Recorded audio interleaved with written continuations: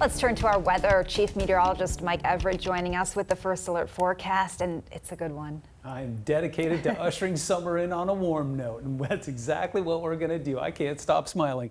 Here is a live look over top of Tacoma, at least a portion of it. You can see the dome there. We can no longer see Rainier in the distance, but you could see it this evening. What we are seeing, though, is quite a bit of camera rock. Let's get away from that and take a look at the source of that. We do have a breeze that's coming in from the Strait of Juan de Fuca and then picking up a little bit of velocity as it's turning the corner and coming across Puget Sound. Nothing that's particularly gusty out there tonight, just a little bit of a breeze.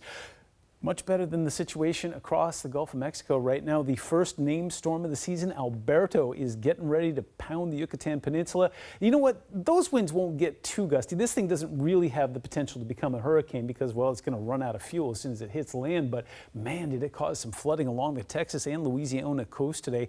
And that is just the beginning of what could be a very active hurricane season. The other thing we are tracking across the eastern portion of the country is that heat dome. Now, it looks like it's going to peak tomorrow, right around midday. And you can see that it's a rather large footprint, and it's going to create some very warm temperatures. In fact, they're telling us that over 100 heat records could be broken across the eastern portion of the country between now and Saturday.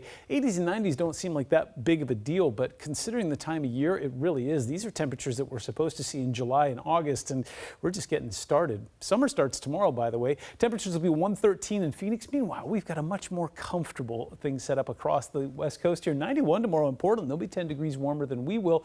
LA will be 72, and then the marine layer will keep things cool in San Francisco. It's going to be 64.